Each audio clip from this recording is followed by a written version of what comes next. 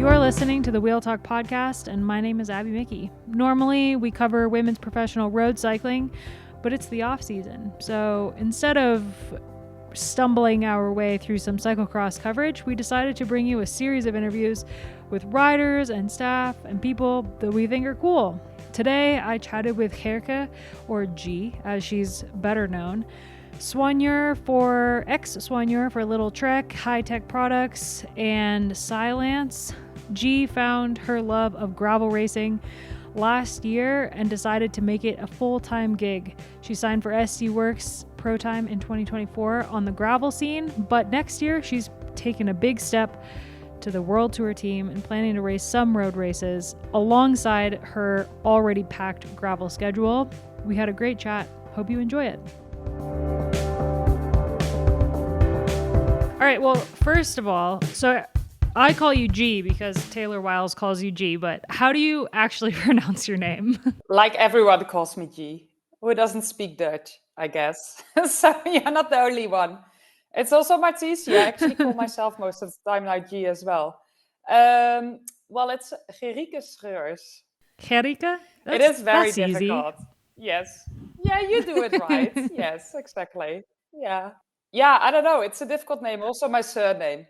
But don't worry, I prefer much more G. Your surname looks like it would be easy to pronounce, and then you try to start forming a pronunciation, and it's like, oh no. I know, Schreurs. Don't worry about it. I wanted to chat with you because your path to the World Tour has been really, really cool. You raced when you were younger, didn't think it was going to work out, took up soigneuring, turned to gravel, and now you've signed a proper road contract with SD Worx-Protime, the best team in the world for next year. So I wanted to dive into some of the details of that a little bit and kind of start out with when you were younger and you raced, because we know you raced with Anna van der Breggen. She's been your DS, your helper on the gravel scene the last couple of years. And she's said in interviews that she always thought you were really talented, but you didn't pursue road racing when you were little. No, I did not. So I played actually volleyball for a really long time until I was 19. And then I met Anna because I got a relationship with her brother. And that's how I got into cycling. I mean, they got me an old bike from to try and everything. So they said like, oh, you're actually quite good at it. Why? And I'm like, oh, this is so cool. This is so exciting, going fast and everything instead of standing in an indoor hall playing volleyball. So they were sort of supporting me, and I did my first road season in 2010, just in a club team. So I only raced in the Netherlands, which turned out that it went actually pretty good. I think I finished all the races. First race I was in the breakaway and until the finish line, and that was quite crazy. And then I got asked by Dolmans to join that team. And that was the year that Anna went to Ghana for like an internship from school, from her university.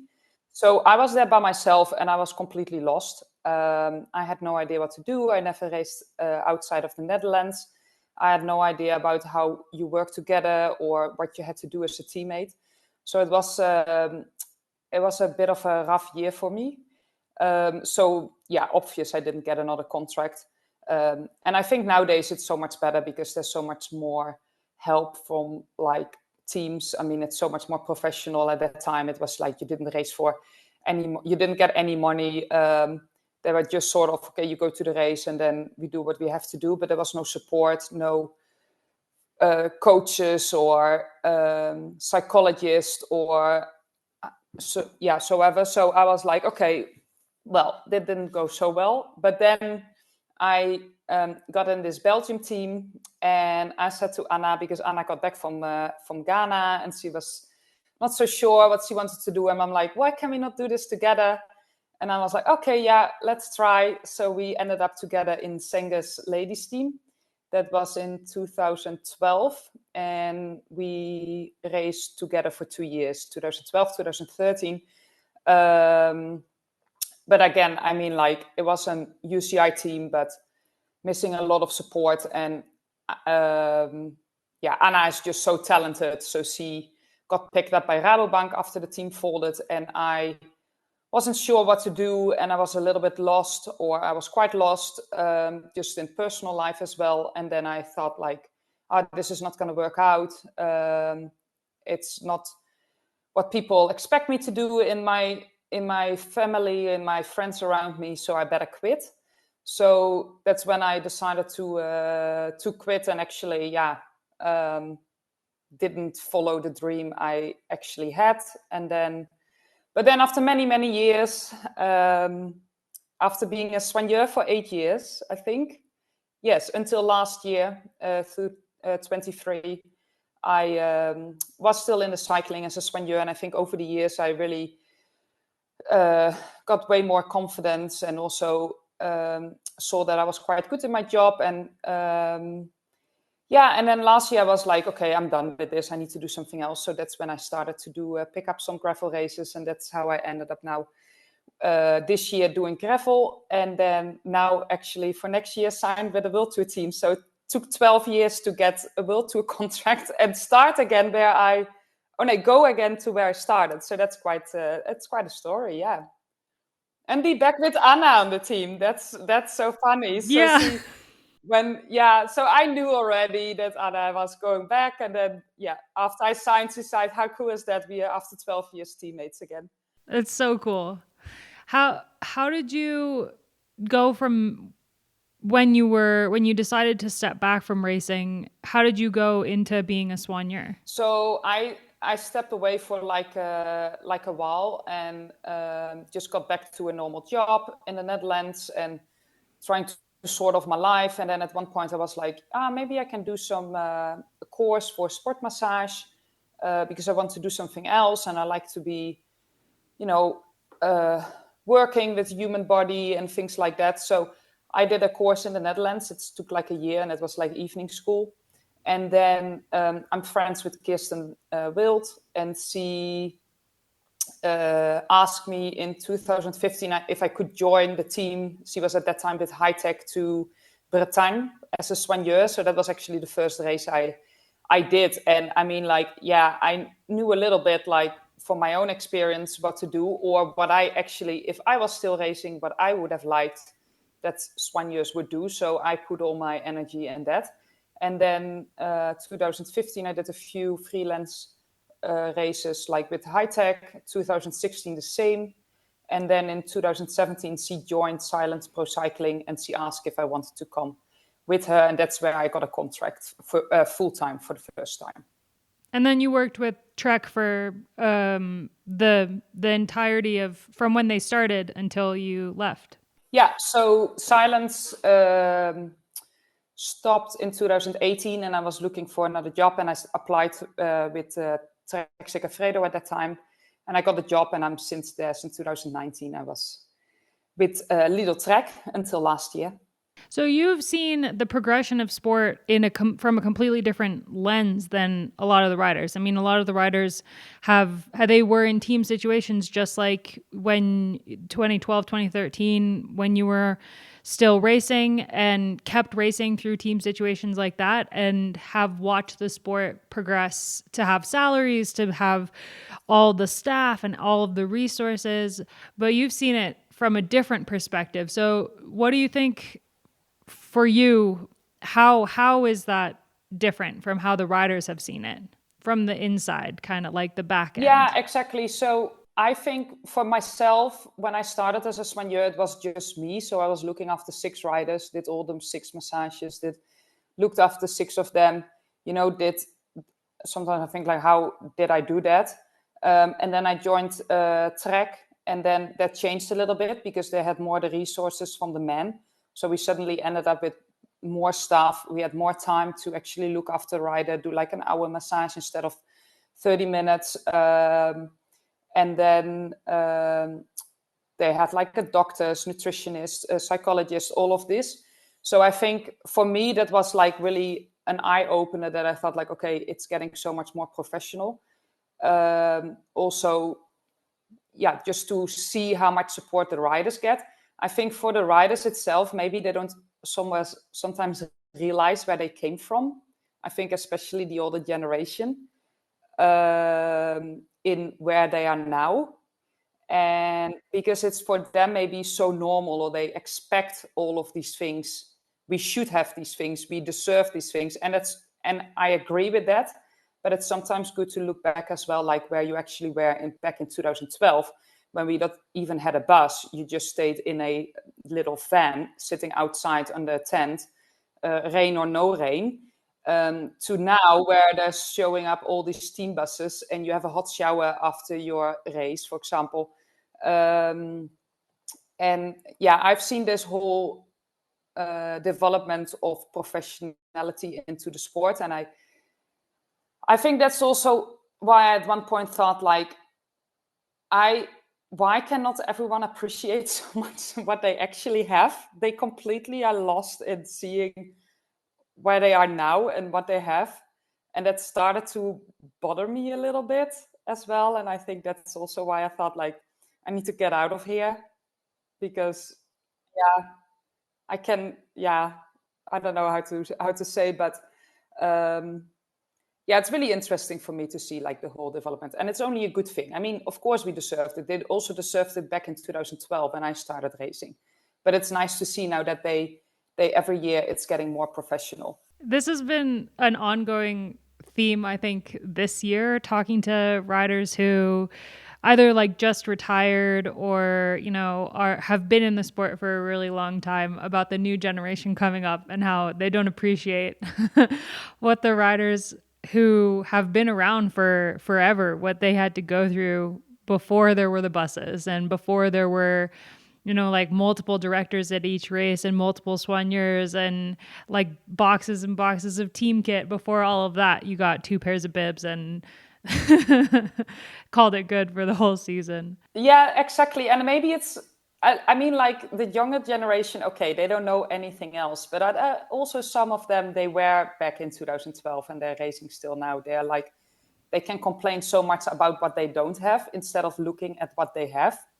And that I find hard. But hey, if you think about us, I mean, we are where we are now. You can say the women who actually started back in the 80s, 90s, they had it so much harder than we have. So it's also, you know, it's like that's the development, and that's also, it's always going to be like that. I mean, in 10 years time, it will be completely different than it's now. So it's only, I think it's a nice thing, and I think we need to embrace it. But it's sometimes good we actually look back on and stand still and look around and say, like, wow, I have everything I need. I have all the resources. If I have a problem, I call up the doctor. They arrange, especially now with me with the injury. I mean, like, I can call up a team doctor, and they make sure that I have the right people around me and do the examinations to actually find out what's going on and what's the prognosis and how we're going to make it better. And I just really appreciate it. And I think it's for everything in life. In the end, we need sometimes to step back and look what we all have instead of pointing out what we don't have. We think about like someone like Marianne Vos, who's been racing since 2006, I think, was her first road world title. how she feels about the sport and how much change she's seen. Oh, the stories that she could tell. I know, but I think she appreciated all of it. Yes, I mean, she's the character who's appreciated everything always. She's happy now, but she was also happy then. Yeah, exactly. I don't think she takes anything for granted. She's just, like, honestly happy with whatever she has at that moment. And that's I really appreciate that about her. Maybe that's why she's still in the sport. I guess so. Yes, she's a legend. Unbelievable. Yeah. How has your work as a soigneur kind of helped you now in your racing? I think when I was racing myself, I was just really hard for myself, and I'm still am, and I was that also when I was a soigneur. But then I actually look at it and I'm like, hey, it's much more team sport than I thought. So, like, you can be still, even if you don't finish the race, it's still, you could have done your job. You're appreciated by your teammates, by the staff, by the DSs or so ever, because there's always a whole story behind that. And I think seeing that, I started to realize, like, yeah, it's you cannot win every race, or you cannot be, but don't put yourself down if you haven't finished the race, or if it didn't go like you wanted it to go.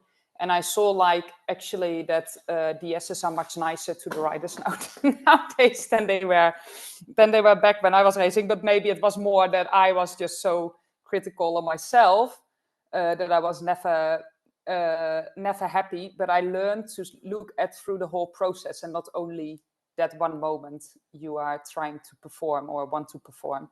It's a whole process you are in, and I think that's what I learned by working with the athletes. And I became good friends with Ina, and I mean, she's been an amazing DS, and she's also been an amazing friend for me to actually learn to understand how it all works and how important the process is in this. That's got to be kind of funny for Ina, and also for Little Trek, having you go from being their soigneur and then leaving the team, and now you're like, oh, now I'm gonna race for the competitor. Yeah. yeah, I know that was quite a thing. But yeah, I tried with Trek, but they weren't so keen and Specialized picked me up, so I'm like really happy with that opportunity. And then it was funny last January when I did the team camp with SD Worx. We did the testing on one of these climbs where everyone does their testing, and then I was passing 100 times by Little Trek because they did testing that day as well. I'm like, hi, hi. I'm like, oh, this is so odd, but no, it's normal now. It's really normal. Yeah, until next year when you show up to like some of the road races and you turn out to be SD Worx' secret weapon, and they're like, Trek is like, we knew we had her the whole time. Yeah, maybe. I don't know. Let's see. It also makes me a little bit nervous because I have honestly no idea what to expect. I don't know, the level is super high, but I don't know how I fit in that. So yeah, it's a little bit scary as well, to be honest. But also very exciting because I'm making jokes of it as well, that we were lining up to each other and then racing, and I think it will also really motivates me just to trying to go a little bit faster than my going back to kind of like going from a soigneur to taking up gravel. How did that happen? How did you decide, okay, so you needed a change, but how did that change become racing gravel, and how did the deal with Specialized and SD Worx kind of come to? Yeah, so I think most of the people know me as a soigneur who would go out very early in the morning to either go for a run or for a bike ride. And I did every day something when I was away with the team. And slowly it made me fitter and fitter. And then I thought like, oh, hey, this looks cool. This is a trail run. I'm going to sign up for that. So I did an ultra, and I did actually pretty well. And I'm like, okay, maybe I'm focused more on running. But then I'm in Girona most of the time, and they have the gravel races here. So I signed up for one of them, and I'm like, oh, this is actually also really fun. I'm also not so bad at this. Well, maybe I pick up the cycling again. And then, so it's a bit, I like many things, as long as I'm busy and can be active. And then, so I did last year the Traka, ended up pretty good. Signed up for a race in Sweden, could combine it with the race, the Scandinavian tour. So I did really well there. And I had already beginning of last year that I was doubting a little bit how long I wanted to keep doing a soigneur life, because I knew it's not something I want to do for the rest of my life. And I would like to keep developing myself and, trying to get better in other things. So I pointed it out a couple times at the team, but there was not really, they didn't really pick that up, and that's totally fine. I mean, sometimes it feels like you need to be someone before you can become in another role. And then I started to complain a little bit. And then at one point I was like, well, the team is not going to change. My colleagues are not going to change. If I want to change something, it needs to come from me, or you need to accept how it is. And then I thought like, you know what, I'm just going to quit. I'm going to see what I'm going to do. I will do some gravel races.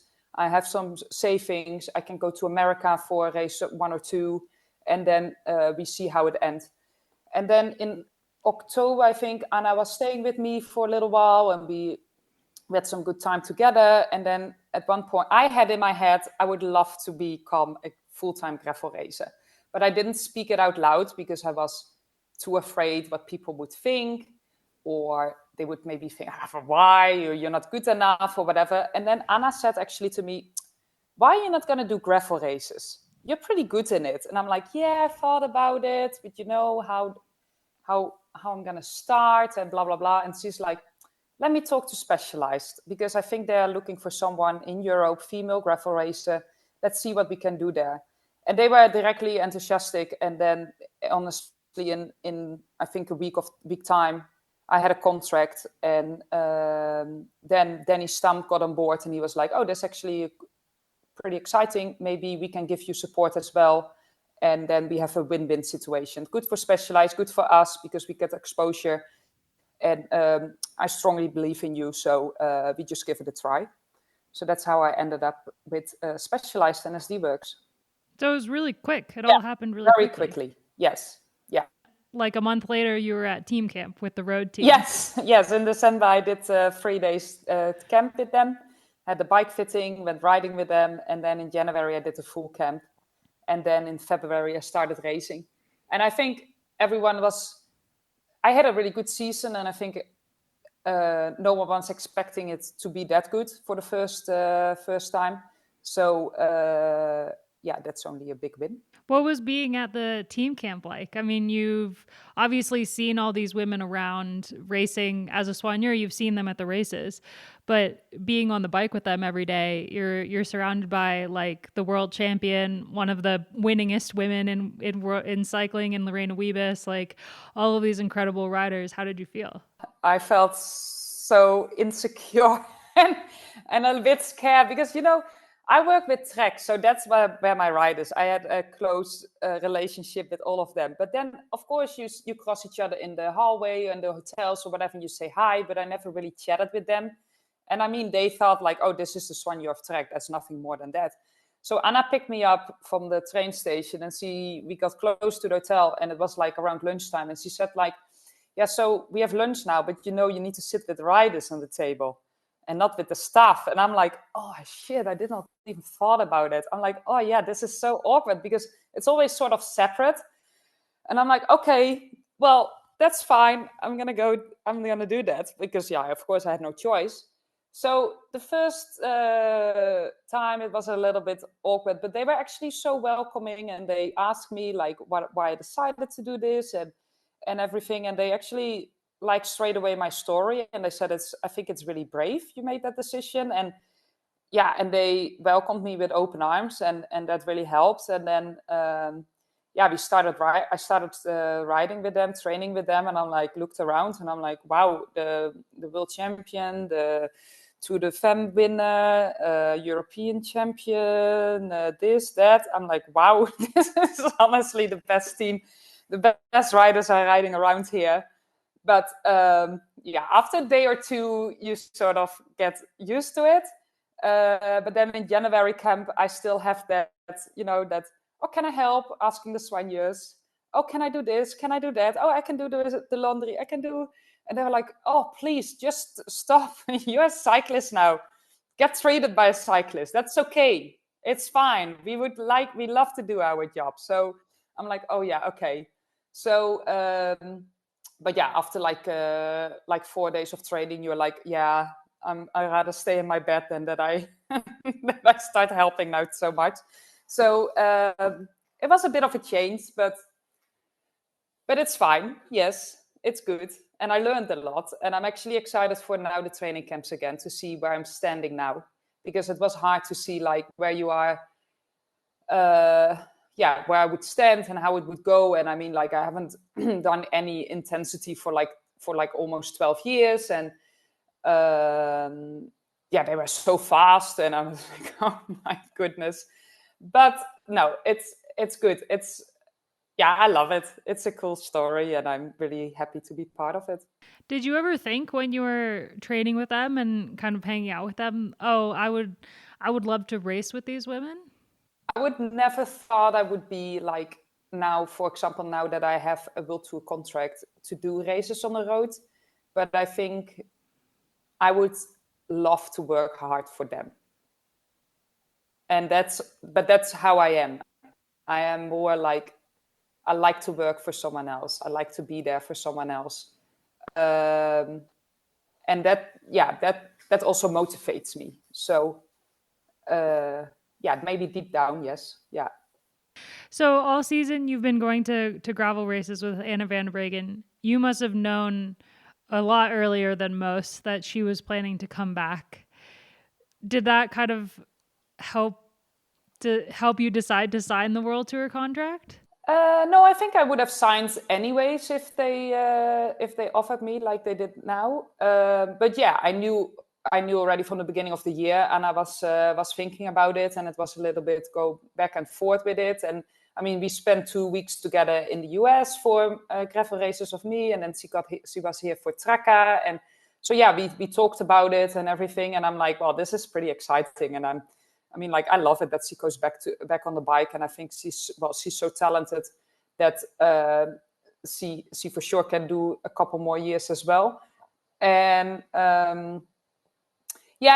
it motivates me as well. I mean, like, this is finally, it's another opportunity. I mean, I had it back in 2012 and 13, and I worked for her, and she won to the Bretagne, I think it was, and that really felt like I was part of that, and to be part of it again next year with her and the team, that's really exciting, and I'm very happy with that.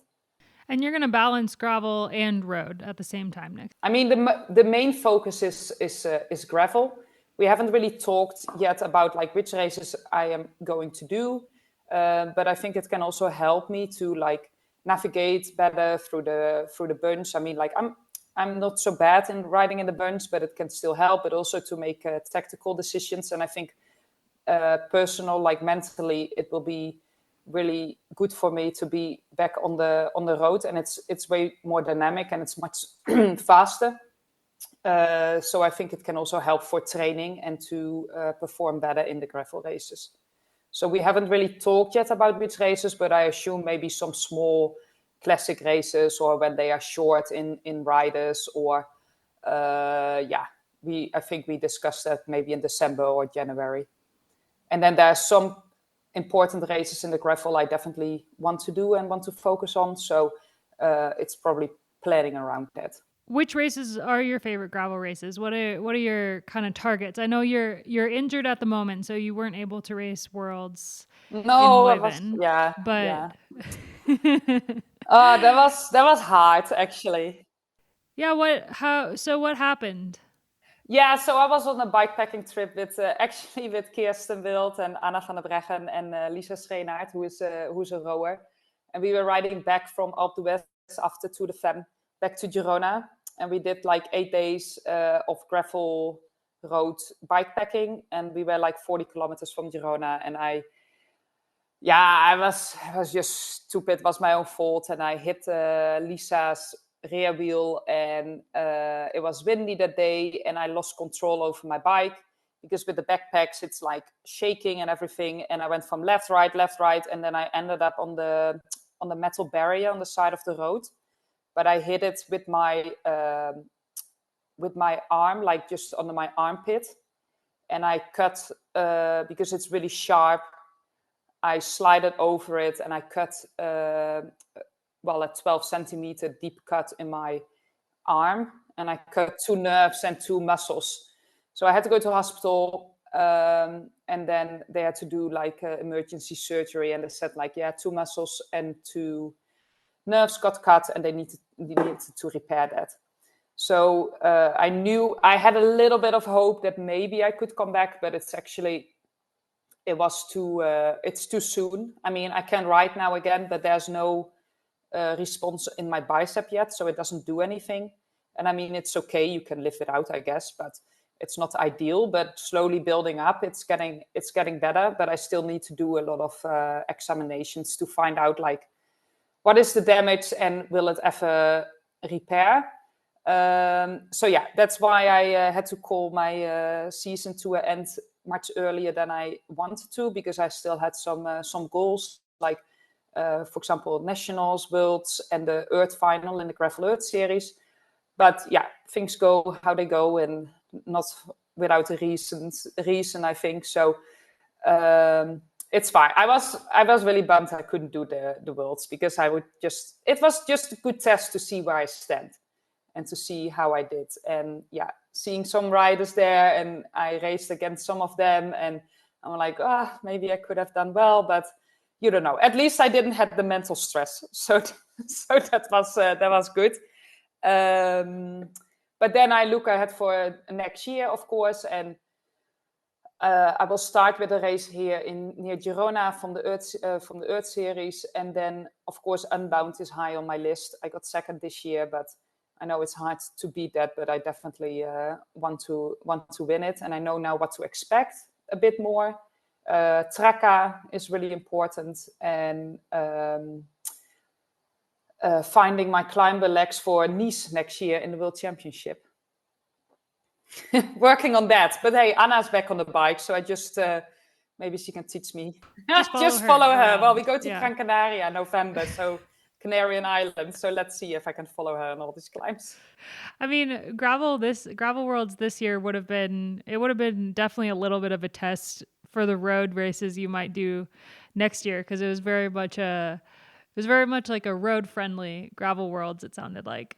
Which is I mean, like, I'm a little bit sad about it. What I don't understand from the UCI is, like, they make all the races the same distance, but then except in the World Championship.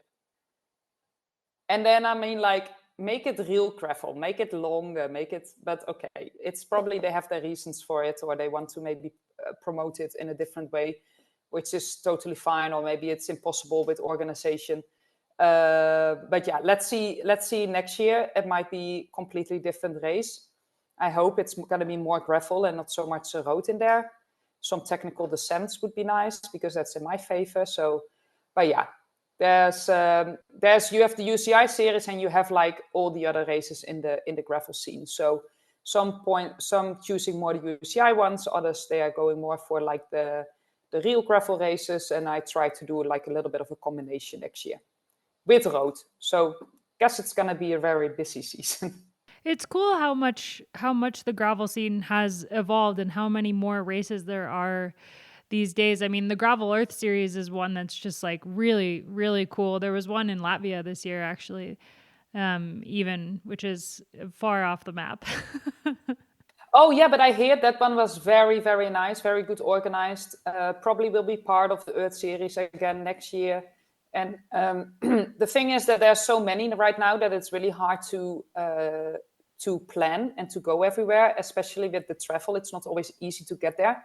And besides that, gravel is so much harder on your body, so your recovery is also a little bit longer. So it's not that you can race every weekend, because it will completely destroy you. Like, for example, in the Traka 360 I did, it's like nearly 13 hours race. I burned 11,000 calories. Your TSS is what you have normally in a whole week of training. So, and you do that in one day. So the recovery is so much longer. So that's why you maybe can only do 15 or 20 gravel races in a year. But yeah, there are definitely some places I really want to go, and races I want to go to, because it's also a good opportunity to travel to these countries. And to be honest, you have so much more time to see. There's always like a bit of a festival, and just a relaxing atmosphere, and you can see the country, you can meet the people, and that makes gravel really exciting. One of the coolest things I think about gravel is that it requires so much less infrastructure than a road race. So you can really have them anywhere. And we see that with like races in Africa and races in, Latvia, because there's only really 2 paved roads in the whole country. Like places all over the place, like countries all over the place can host races, because you don't need to have all of the roads in place to host a road race. No, exactly. And there's, I think, also less requirements. Like in the UCI, it's mandatory to have all the roads closed. while in all the other series, it's like, there's traffic on the road as well. There can be traffic on the road. So it can be a little bit dangerous because it's getting more and more competitive. So people are crossing roads sometimes without looking, which is pretty scary. But yes, you're right. And with gravel, I mean, like you're in the forest, you are wherever, so there's less traffic anyways. And that makes it much easier. You just basically need gravel roads, yeah. And that's you find everywhere. It's so funny how everyone says like, wow, I never thought there would be so much gravel in my country. And I've never been here. And I'm like, oh yeah, I love gravel. It's just so nice and quiet at times, not having the traffic. And yeah. You mentioned the Traca, and people who listen to this podcast probably know about Unbound. Unbound is like one of the most iconic races on the gravel calendar, and everyone seems to know a bit about it. But the Traca is something that is near and dear to the hearts of people who live in Girona, and is this race that is just completely insane. So can you tell us a little bit about the Traca? Yeah, so the Traca started, I think, I don't even know when it exactly started, but it started probably with 200 participants. And now I heard last weekend, because I was hanging out with the organizers at their place here in Girona, and they were saying that it's already sold out. So that means, like, I think they sold already 2,000 entries because they cannot have more. Maybe might be more next year, I have no idea, but it's like a very iconic gravel event, and they have different distances. But a gravel here in Girona is so much harder than, for example, Unbound. I mean, when they were telling me about Unbound, like, oh, it's technical, it's going to be so hard, it's going to be this and that. And I got there and I'm like, well, maybe you should go to Girona, because if you're talking about technical, Traca is much harder, way more technical than Unbound. With all the I mean, like, Unbound is a different race. The elements are a big part of that, and all of that. But Traca is really building up, and I think it's becoming one of the biggest. Well, it is already the biggest race in Europe for sure. And I think in a couple of years it will get even bigger than that. They even have now a 560 course as well. They have the 360, and then the 200Ks, 100Ks, and the 50. So they have all different distances, and it's basically a whole week of bike festival where they do different activities, different races. They do a live stream now as well. So it's getting very professional. And it's not flat. Oh, it's definitely not flat. No, not at all. It's constantly up and down, but it's also an open part where you have the wind playing a big part of it. And it's just mentally draining, actually. Physically, mentally as well. You for sure hit at one point the wall and you're like, what I'm doing? But the scenery is really, really beautiful. And then having the support on the side of the road, and yeah, it's not easy. It's not an easy course, and it's much more technical. I mean, like, the downhills, I just, like, you really need to recon them and see where the important corners and what's going to happen. And yeah, it's very exciting. Yeah, I mean, I've seen we've gone to the finish of it and watched riders ride across the line just like broken broken human beings because of how challenging it is. And I mean, a 360 kilometer race would be hard no matter what, but the terrain that the Traca throws in, it just makes it this beast that, yeah, I couldn't even fathom lining up for. Yeah, I know, it's crazy because because you start, and then after 170K you have done like some climbing, but then you hit like 100-kilometer stretch of just flat, open, windy gravel roads, and you are like, oh, how I'm gonna get through this. And then once you're through that, you have like a 10-kilometer climb coming up, and then it's still after that a 70-kilometer up down back to the finish. So this year it was pretty hard because we had a lot of rain beforehand. So the tracks were really muddy and a lot of puddles and everything. So my bike, after like 2 hours, is just like squeaking all the time. Like the chain is already completely dry and sandy and everything. And you are completely covered in mud, and which was good for me because I didn't have to wear sunscreen because I had a nice cover of mud on my on my arms and legs.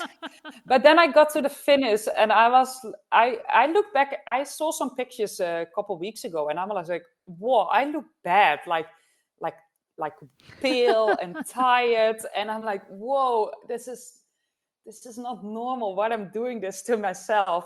But it was good. They were waiting there, the SD Worx girls and Anna, and they had pizza. And I'm like, oh yeah, this is exactly what I need. But I was so, yeah, it is a super cool experience. I would never thought that I would do a 360. I remember Taylor and Olivia was signing up for this 360 event. And I was a soigneur from Taylor, and Taylor was telling me about it while I was giving her massage. And I'm like, what? Who's gonna do that? That's crazy. Oh man, I would never do something like that. And then 2 years later, I'm doing it myself. So yeah, never say ever. But yeah, I don't know if I would do it again next year. With maybe I go for the 200, but I haven't decided yet. 200 is also hard. It's just gonna be super fast, lots of climbing.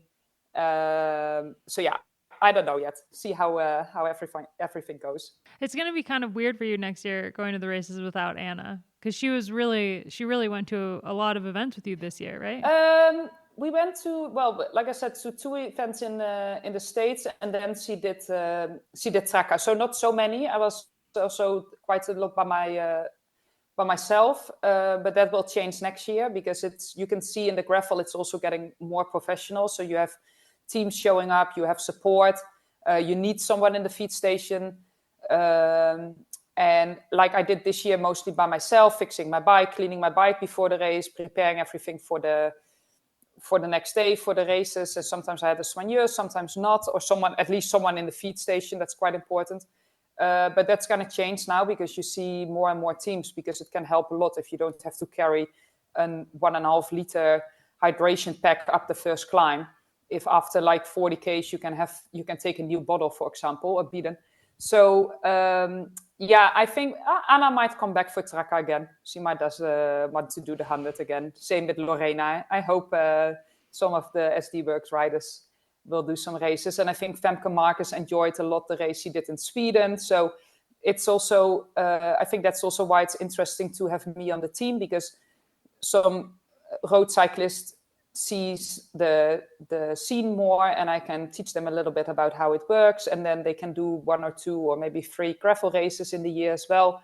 It's just changing a little bit the dynamic and keeps them motivated, I guess. So it works out really well. So we see what's Anna gonna do. I don't think I can trick her to do like a 200 k's gravel race, but I think she doesn't like these long distances. But well, for me, it's like personal. I prefer much more the longer ones than the shorter ones. But yeah, I really hope I can stand next to Anna in a podium presentation one day, or either in a gravel or on the road. You know, like when you need to sign again before you start a race. But we see what's gonna happen next year. That's so cool how full circle that your friendship has come, and that you're teammates again after so long. Yeah. It's really nice. We've always been friends, and I mean, over the years, it's sometimes we had a bit more contact, sometimes a little bit less, and now, yeah, who would ever thought that we would be back in the same team again after so many years? As a gravel pro, how do you feel about the road riders coming over and racing something like Worlds, and kind of like taking the Worlds this year? It was the top 10 riders were all road pros. Yeah, I think top 20 even. Yeah. I mean, it was really a road race. And then obviously everyone's in perfect form after the Road World Championships, a week after the Road World Championships. But I know it's been a bit of a controversial topic in the gravel scene. Yeah, I think it's fine. I'm not like that. I think like, oh, they shouldn't be there. I think it can also lift up the level in the gravel scene. And that's why I'm really excited to do some road races next year, because I think it can really help me. The only thing is I'm a little bit critical towards the UCI, because I find it strange that they do the point of the system to line up is based on the UCI points, and they count the road races in that as well, even if it's only 50%. But I mean, like, you can do way more road races than you can do gravel races, because it's just impossible. While I think like the ones who actually doing gravel races the whole year should be lined up first before you put all the roadies out there. That can help a little bit. And yeah, like I said, the course was just 50-50, 50% gravel, 50 road. Don't call it a gravel world championship if there's so much road in it, and make it much longer, because you can see if it's more than 4 hours, roadies normally start to get really tired, and gravel is just something, it's very different because from start till finish you're sort of pushing on your pedals. And I think if you make it a 6-hour race, or like a 160, 180, or maybe 200-kilometer race, it's a very different. It's going to be a very different race. So, yeah, it's easy to say like maybe the gravel races are just, they don't have the level, they're not good enough. But let them show up on the Tracker 200 and we see who wins then. That's my opinion. They wouldn't want to. They don't want to. No, exactly. But then why does the UCI? Why do we do like all the races the same distance as the men, except the World Championship? It is weird. It is, yeah. I definitely agree with you there. I think if the roadies want to line up for Gravel Worlds, it makes the race more interesting, and it also appeals to the road audience that's already in place, which brings over a bunch of viewers and stuff. And like this year we had the live coverage, which was great. You know, last year that was total crap that we didn't get to watch Kasia win the Worlds live. Was terrible. Yes, exactly. So it's a good thing. But if you look at like the American scene, like the race I did in Unbound, it was honestly such a strong field. But there were a lot of Americans there. They do gravel the whole year, but none of them, they showed up at the Worlds, because why would they? It's like, it's basically a road race. So why? And that's quite of a sad thing, because in the end, I mean, I really liked to see Marianne Vos winning the World Championship, but how many times we will see her actually in the jersey? Or she would not go to Unbound to show her jersey, or would go to Tracker or whatever. And that, I think, like, those are the biggest gravel races, but we will never see the world champion in one of these gravel races, I guess. Mm-hmm. Maybe I can trick her to do the Tracker 100. You should. Yeah. You should totally talk her into it. I bet she'd be a little bit more open to it than most. Yeah. She's She's an adventurous character. Yeah. Yeah, exactly. Yeah, you can combine it with a nice training camp here.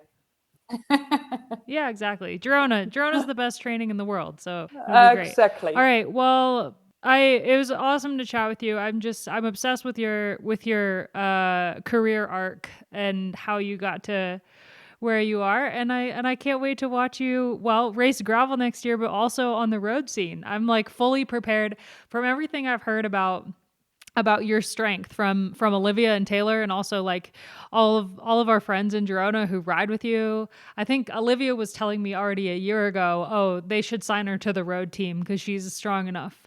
No pressure. I'm fully prepared for you to be like the new Christine Majerus next year. Ooh, well, she is okay. Well, let's see. Well, she's a legend on her own. I don't think I can beat that, but I also don't want to, because she's her own person, and I think she's been a great teammate for all these years. But no, I'm definitely looking forward, and I will keep that in mind. But I'm sort of doubting myself that people believe in me and I belong here. So thank you very much. Absolutely. I mean, I think Christine is going to be one of the biggest losses for the team next year, and 100%. They'll need somebody to ride the front. Yes. Oh yeah, I can do that. Put me up the front and just keep riding. Exactly. We'll see.